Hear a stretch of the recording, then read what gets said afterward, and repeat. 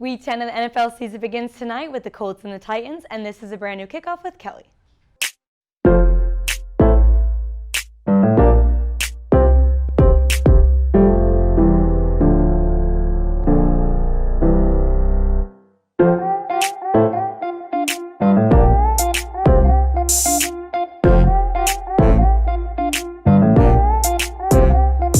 Good afternoon and welcome into Kickoff with Kelly. I'm Kelly Warner and I'm here to get you ready for another week of NFL action. But first, let's take a look back at last week with another edition of Love It or Leave It.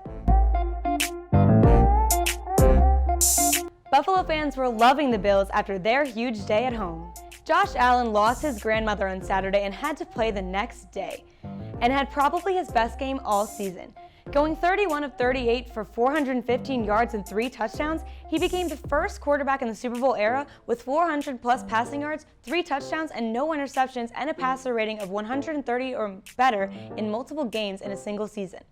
The defense also showed out, collecting 4 turnovers and 5 sacks while turning Seattle away on 9 of 12 of third downs. Their suspect run game resurfaced after a great game in Week 9, averaging just 1.8 yards on 19 attempts, and against the defense that allows more yards than any other. The run can be a major concern for a Bills team that struggles to close out opponents. They must improve on that front if they hope to be more than one and done in the playoffs yet again. The Buccaneers are leaving some doubts on their return on investment after they laid an egg at home.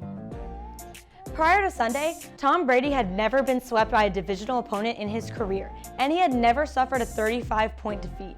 Coming into the game, he was also the NFL's all-time leader in touchdown passes with 561, but is now behind Drew Brees, who's suddenly up to 564.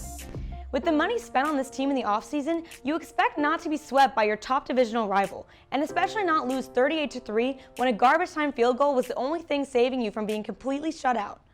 All of this might come off as an overreaction, but Tom Brady doesn't have so many more years. This team needs to win now. With the weapons that they have, there's no reason that they should fall apart like they did on Sunday. The season is winding down, and when the time comes, it's not going to help that the Saints hold the tiebreaker.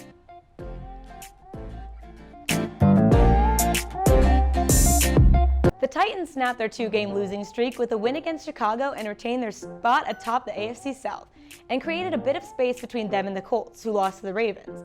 But these teams are set to meet tonight again in Week 12, so this division could very well be decided in the next 3 weeks if either Tennessee or Indianapolis can win both games.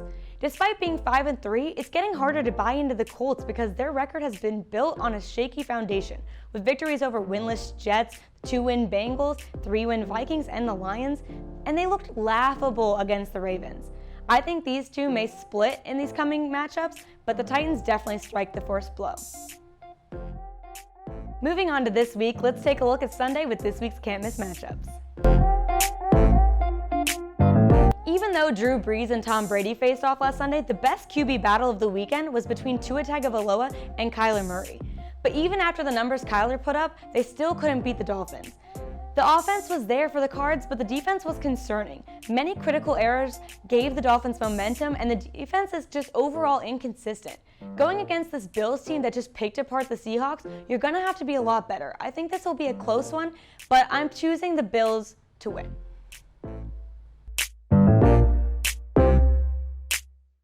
The Rams may have been on a bye last week, but that didn't stop them from moving up in the division after the Seahawks, Cardinals, and 49ers all lost.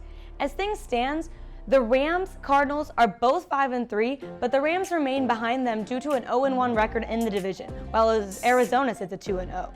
If the Rams are able to take down the Seahawks and the Cardinals lose to the Bills, the Rams would be thrusted into first place with a 6-3 overall record and a 1-1 division record, which would be tied with Seattle.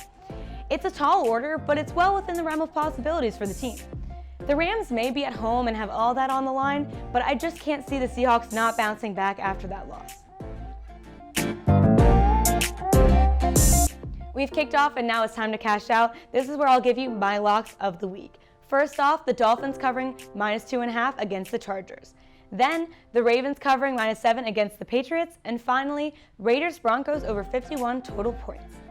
That'll do it for this week's Kickoff with Kelly. Remember, brand new episodes every Thursday at 3 o'clock, streaming on Facebook Live. And if you missed us, be sure to check it out on Penn State Sports Night's YouTube channel. I'm Kelly Warner. Enjoy your weekend.